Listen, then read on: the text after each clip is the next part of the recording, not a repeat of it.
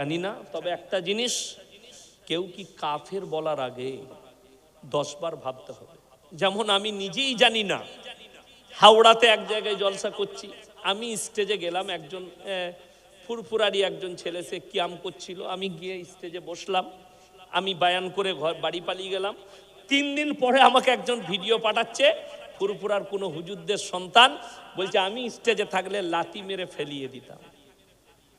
আমি দুঃখ পেলাম যে দাদা হুজুর পীর কেবলা রহমতুল্লাহ আলাই নিজের ওসিয়ত নামায় লিখেছেন, কেউ যদি দাঁড়িয়ে থাকে তাকে বস করিও না, কেউ যদি বসে থাকে তাকে জোর করে দাঁড় করিও না। আমি তো তাকে বাধা দিই নাই, কেন কিয়াম করছো? আমি আমার কাজ করেছি, আমার কাছে কিয়াম চলবে না, আমি করব না।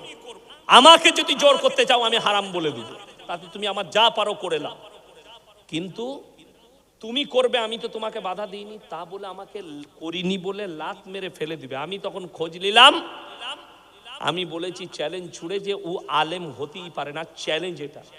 মৌলবি পাশ করে নাই, ওই যেটা বললাম 2টো বই পড়া, ওই ধরনের মাল বলি, বলেছে লাত মেরে দেবো। আল্লাহ এদের কাছ থেকে কমকে হেফাজত করুক। আপনাকে বলে দিই, কেউ কি আমি এতক্ষণ বায়ান করলাম, কেউ কি কাফের বললাম শুনলেন? কথা বলে না, কেউ কি কাফের বলা যাবে না। কোন দেওবন্দি হোক, বেরেলি হোক, আহলে হাদিস হোক, যেই হোক, কেউ কি কাফের বলা যাবে না। আগে আপনাকে কাফেরটা কনফার্ম করতে হবে সে আল্লাহ বিশ্বাসী কি না। সে যদি রসুলকে বিশ্বাস করে, সে যদি আল্লাহকে বিশ্বাস করে, সে যদি দ্বীনের উপরে প্রতিষ্ঠিত থাকে, সে কাফের কি করে হবে? আর কেউ যদি কবরে সিজদা করে, গাছতলায় সিজদা করে, ওই যেমন আমার আব্বাকে পাগল বলেছিল, ওই সাফেরি না টাটা সফারি আছে একটা সিদ্দিকি, টাটা সফারি সিদ্দিকি, তো এটা ওর নাম রেখেছি আমি টাটা সফারি সিদ্দিকি, পুরনো হয়ে গেছে মডেল। আমার আব্বার জন্য বলেছে পাগল, পশ্চিমবাংলার আলেমরা জানে। আমি তখন বলেছি যে তোমার বাপের হিম্মত নাই যে আমার বাপের সামনে বসে একটা ইবারত পড়ে। পশ্চিমবাংলার সব আলেমরা জানে। আর যারা কবর পূজারী, জমের থেকে বেশি ভয় খায় মওলানা শওকত আলী সাহেবের নাম শুনলে, ধারে পাশে কাছে যায় না। আর এখন ওই মালকটা এখন আমাকে ওর থেকে বেশি ভয় খাচ্ছে শওকত সাহেবের থেকে। ইয়াসিন কাফের, ইয়াসিন ওই, আমাকে বলে দিলে আমি কাফের হয়ে যাব না? আমি তোদিকে গালি দেবো? আমি গালি দিতে পারবো না, আমি দুয়া দেবো। 24 ঘন্টা ফোন করে গাল দিচ্ছে, কালকে গাল দিয়েছে, পরশু গাল দিয়েছে। ওরা মনে করছে ইয়াসিনকে গাল দিয়ে দেবো, ফোনটা সুইচ অফ করে দেবো, আর ফোন তুলবে না। আমি ওইরকম লয়, গালটা আমার কাছে দুয়া। আর রসুলের হাদিস আছে, বুখারী শরীফের রওয়ায়েতে আছে, যারা অশ্লীল ভাষা ব্যবহার করে, গালিগুলোজ করে, এটা মুনাফিকদের একটা মারাত্মক আলামত। তো তুমি মুনাফিকের আলামত প্রকাশ করবে? শুনেলেন? আমি বলবো এখন বর্তমানে যা পরিস্থিতি, ইসলামে মুসলমানদের ঐক্যর প্রয়োজন। বেঈমান কাফেররা মসজিদ ভাঙছে দেখে যে কোনটা ফুরফুরার, কোনটা দেওবন্দির, কোনটা অমুকের, কথা বলে না, দেখে না, তারা জানে মুসলিম ভেঙে দাও। তাহলে আপনি বলুন, একটা লাঠি যদি আপনাকে দিয়ে ভাঙতে পারবেন? এই 10টা লাঠি দিলে কেউ ভাঙতে পারবে? একটা লাঠি দিলে ভাঙা যাবে না? যাবে না? জাঙ্গে মেরে ভাঙা যাবে, 10টা লাঠি ভাঙা যাবে না। তো আপনি যখন একটা হয়ে যাবেন, দ্বন্দ্ব নিজের জায়গায় রেখে দাও। মসলা ইখতিলাফি অনেকজন, আর মনে হবে সাধারণ লোকের, মৌলবীরা যদি হুজুররা এক কাছে বসে নিজেরা ঠিক করে লাই তাহলে কম বেঁচে যাবে। তাহলে তুমি রসুলের হাদিসের বিশ্বাসী নও। রসুলের হাদিস আছে, আল্লাহর নবী বললেন আমার উম্মতরা 73টা দলে বিভক্ত হবে। কটা বললাম? 73টা। আর এইটা না হওয়া পর্যন্ত কিয়ামত হবে। তাইলে তো দল হতেই হবে। বাংলাদেশে হিজবুত তৌহিদ বেরিয়েছে, আর একটা অমুক বাবার দল বেরিয়েছে, আর একটা বাউল বুষ্টম বেরিয়েছে। তো আমাদের দেশে হবে না কেন? আমাদের দেশেও তো কিছু মালের দরকার। কতগুলো দল হবে তোমরা খালি দেখতে যাও, আমি মারা যেতে পারি। তোমরা আমার যারা কচি কাঁচা আছো তারা দেখতে পাবে। আর আমাকে মনে রাখবে, ইয়াসিন ভাই এখানে বলে গিয়েছিল যে আরো দল বের হবে, 73টা দল হবে। আল্লাহ মাফ করুক। আপনারা আমার জন্য দোয়া রাখবেন, আমি আপনাদের জন্য দোয়া রাখি।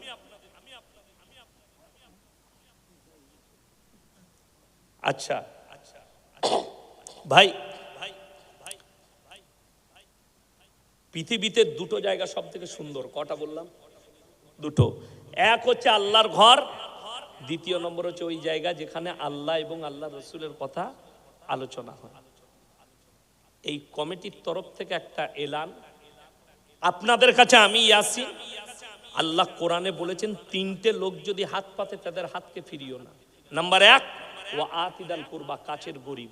নাম্বার 2 ওয়াল ইয়াতামা ওয়াল মাসাকিন। নাম্বার 3 আবনাস সাবিলি ওয়ালা তুবাদ্দি তাবদীরা, মুসাফির যদি হাত পাতে তাদের হাতকে ফিরিও না। আজকের এই জলসায় সব থেকে বড় মুসাফির আমি আপনাদের কাছে বলছি যে ভাই আপনাদের কাছে বুঝে নিগা, আমি পাশের গ্রামে যেখানে আসবো আবার এই কথাগুলোই বলবো, তোকে নিতে পারলে নিবি, নাহলে আমাকে দাওয়াত দিবি না।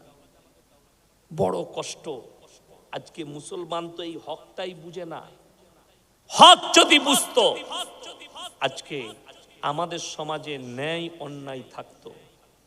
আজকে হক মিটে যাচ্ছে, না হক প্রতিষ্ঠিত হচ্ছে।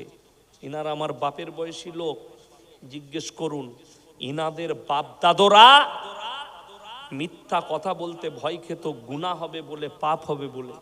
এখন লোক আমরা সত্য কথা বলতে ভয় খাই, কেউ কলারটা টিপে ধরবে বলে। আপনার বাজারে 10টা টাকা একটা গরিবের ছেলে চুরি করেছে, ভিক্ষা করে খায়, কারুর পকেট থেকে 10 টাকা বার করেছে, তাকে গাছে বেঁধে না হলে কারেন্টের পোলে বেঁধে পিটাচ্ছে। কেন? চোর। ঠিক বললাম না? মারে না? সেই 10 বছরের বাচ্চাটা সে জানেও না পেটের জন্য মা বাপ নাই, ভিক্ষা করে খায়, চুরি করেছে, তাকে আপনি গাছে বেঁধে পিটালেন। আর দুঃখটা কোথায় জানেন? যারা কওমের লাখ লাখ টাকা মেরে নিচ্ছে তাদেরকে স্টেজে দেখে গলায় মালা পরিয়ে বলছেন এটা সমাজসেবী। আমি বললেই খারাপ, আমাকে গালি দেবে দাও, আমি হক কথা বলে যাব। শুনে রেখে দেন, এই যুগের যারা নেতা আছেন, যারা গ্রামের দায়িত্ব পালন করছেন, আল্লাহ যাদেরকে নেতা করেছে, আল্লাহ যাদেরকে চেয়ার দিয়েছে, একটা বিচার যদি অন্যায় করে থাকেন, একজনের উপরে মাজলুমের উপরে জুলুম করে থাকলে কিয়ামতের দিনে তুমি তাহাজ্জুদ গুজার হলেও পেরোনো তোমার জন্য দুষ্কর হয়ে যাবে। আল্লাহ বিচারক করেছে, হযরতে উমরের মতো বিচার করো।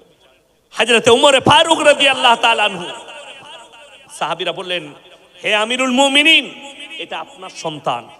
ধমক দিলেন, গাছে বাঁধো আর পিটাও, কুড়া মারো। আমার সন্তান বলে যদি ছেড়ে দাও, এর থেকে বড় পাপ করার সুযোগ পাবে। আমার কাছে ন্যায় বিচার হবে।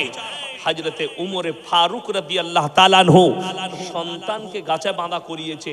আজকে নেতার ছেলে ধর্ষণ করলে ছাড় পেয়ে যায়। ভারতে বড় কষ্ট লাগে।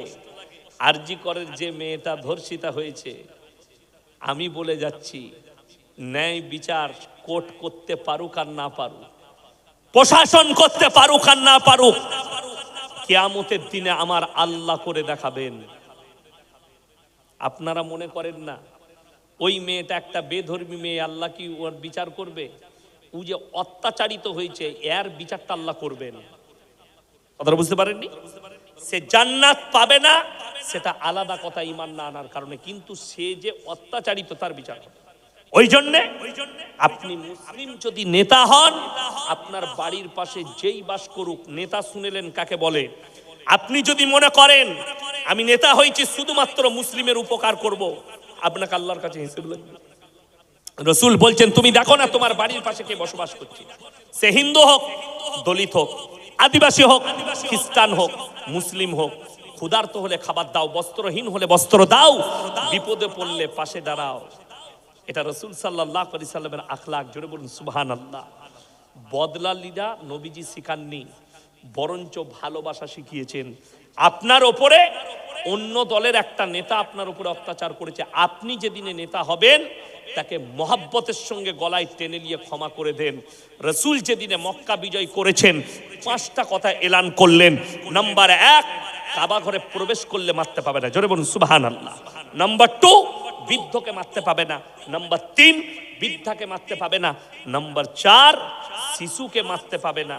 নাম্বার 5, আত্মসমর্পণ করে কাবা ঘরে প্রবেশ করলে মারতে পাবে না। জোরে বলুন সুবহানাল্লাহ।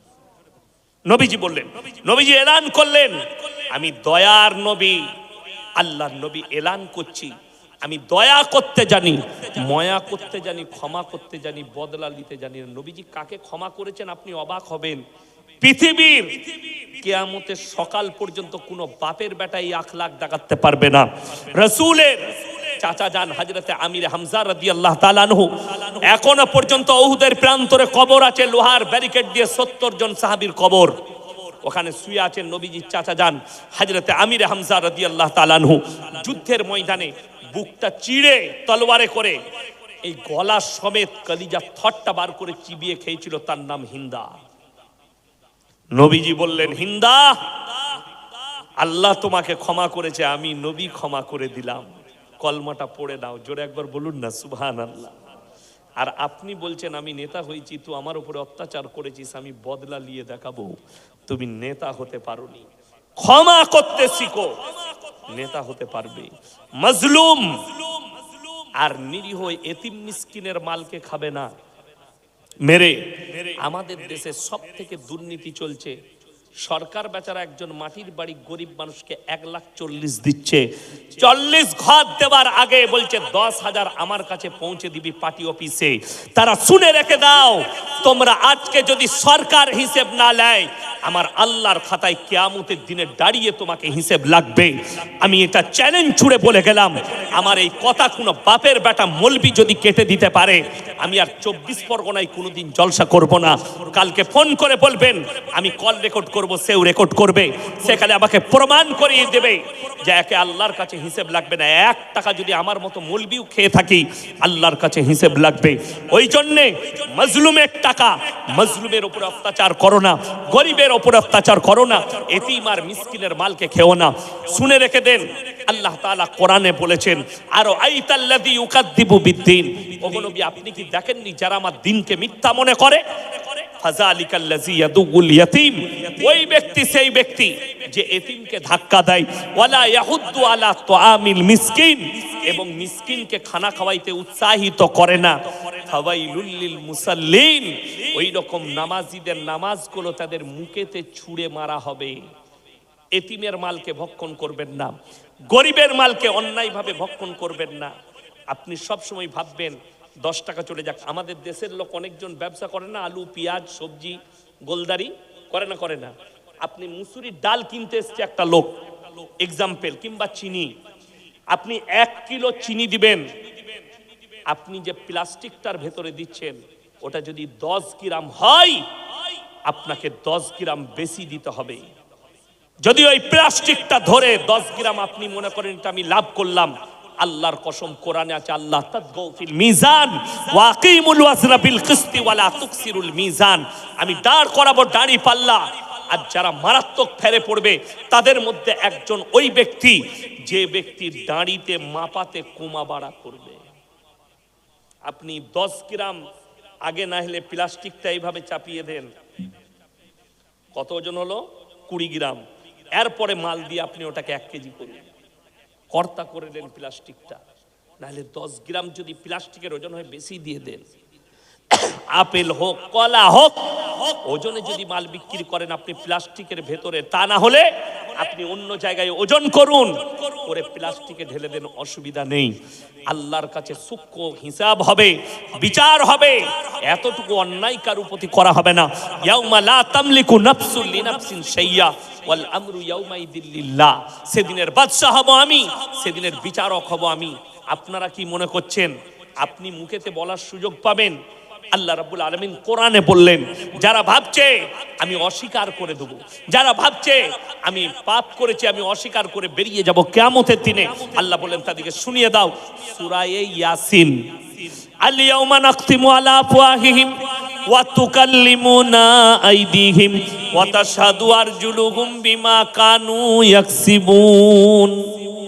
আমি আল্লাহ রাব্বুল আলামিন সেদিনে তাদের মুখগুলো সিলাই করে দেব। হাত কথা বলবে, চোখ কথা বলবে, কান কথা বলবে, ঠোঁট কথা বলবে, তাদের অঙ্গ পতঙ্গকে কথা বলার যোগ্যতা দান করব।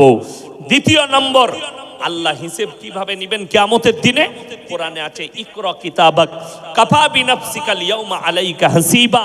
আমি তাদের হাতে আমলনামা ধরিয়ে দেব, ডান হাতে হোক বাম হাতে হোক, আর আল্লাহ বলবেন তোমরা নিজের মুখে নিজের হিসেবটা দাও, আপনি ফেরে পড়বেন। ওই জন্য সবাই নিয়ত করুন, আজ থেকে আমরা সবাই মুমিন হব, জোরে বলুন ইনশাআল্লাহ। এ হাত তুলে বলুন 5 ওয়াক্তের নামাজি সবাই হব, জোরে বলুন ইনশাআল্লাহ। মা বোনের দিকে পর্দায় নিয়ে আসুন, বেঈমান কাফেরের খপ্পর থেকে নিজেরা বাঁচেন। আমি আজকে এখানে এসে খুব খুশি। এই জায়গায় আমার দুঃখ ভরা একজন, আমার অন্তরের দুঃখ ভরা আছে আপনাদের এলাকায়। মরহুম কারি আলামিন হচ্ছে আমার বিছানার সাথী, যিনি চলে গেছেন দুনিয়া থেকে, আল্লাহ জান্নাতি করুক, বলুন আমিন। আমরা গুজরাটে একসাথে পড়াশোনা করেছি, এক বিছানায় শুয়েছি, এক খাঞ্চাই খেয়েছি, যতদিন পড়েছি একসাথে। এবং যেদিনে মারা যায়, সফরটা আমার সাথেই মুম্বাই থেকে ফিরে এসে মারা গিয়েছিল, একসাথেই সফর করেছিলাম, তখন উনি মারা গিয়েছিলেন। এখানে আমার আরো সাথী আছে, হাফেজ কারি শরীফুল ইসলাম আছে, তরিকুল মোল্লা তরিকুল আছে, বুড়িপুকুরে পড়ায়। আব্দুর রহমান বলে একজন ছিল, শাহজাহান ভাই বলে একজন ছিল, অনেক সাথী ছিল এই এলাকার গুজরাটে পড়ার সময়। আর তারা জানে আমি খুব খুশ মিজাজে ছিলাম, বন্ধু বান্ধবদের সাথে আমি এখনো ওই রকমই আছি। আপনারা কেউ ভাববেন আল্লাহ আমার জীবনে অহংকার দেয়নি, আর যেন মৃত্যুকাল পর্যন্ত না দেয়। আপনারা হয়তো ইউটিউবে দেখে মনে করেন